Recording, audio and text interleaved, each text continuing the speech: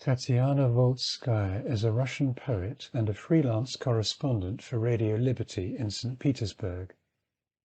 She has been published regularly since the 1990s. Her work has appeared in many Russian literary magazines, and she has authored 11 collections of poetry. Her poems have been translated into several languages and have attracted a number of prizes. Tatiana understood at once on 24 February 2022 that the war would bring down its own form of ruin on Russia herself, along with the misery and destruction wreaked on Ukraine.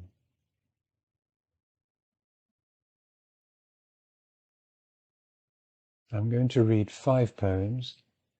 4 were written after war began on 24 February, and the 5th is an earlier piece.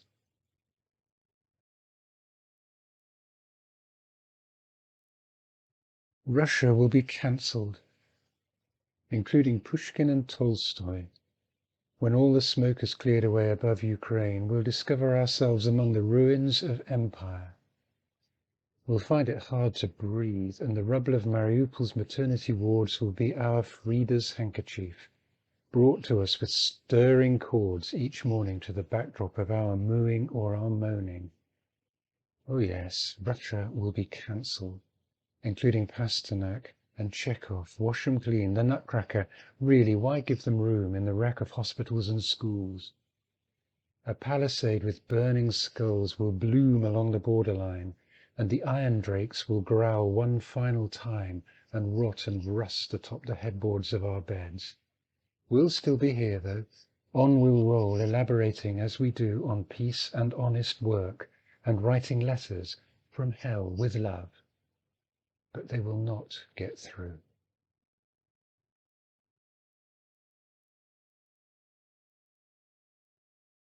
A lamp, a table, a stretch of wall, a cup of still unfinished tea.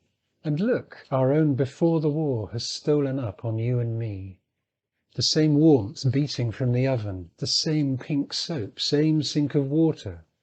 But delicate glass all of a sudden separates before from after.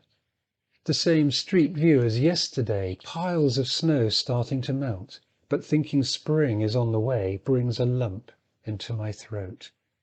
No one needs us, you and me. Maslenitsa will soon be gone, pancakes made in memory of everyone killed in Ukraine.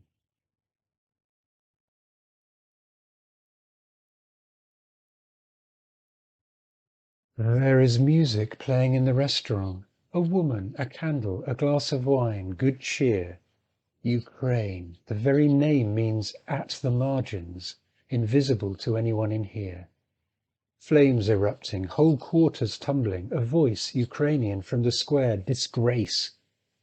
The woman sighs and with a weary movement pats a curl too bold to stay in place. Saucers, cups and plates of frosted white, cappuccino, something to sweeten the breath. And far away from here, passing by in a haze of smoke, somebody's little death, a tiny dot, a P, except. Something no one has yet understood. It will come here too, and crumple at this table, a formless, shapeless lump, drenched in blood.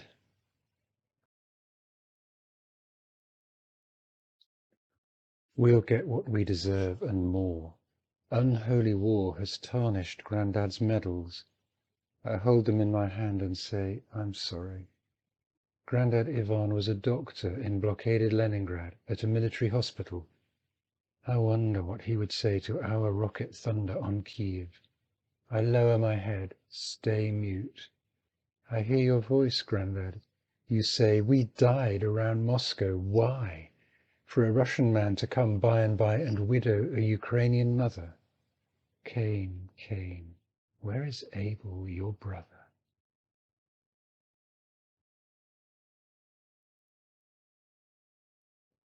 Night. The birches hang like smoke trails in stiffened air, chopped down and laid out end to end within the shimmering roughened gloom, and in the fluttering watchful heart. Storm clouds raised aloft like bridges, pines driven into the ground like piles. Inside the house, the spirits of fire and water awaken for all the world like heart and brain. The walls breathe, discharging cracks to no strict beat. White marks appear on the window. I'll snuggle up to you the way a stilled letter snuggles to the paper.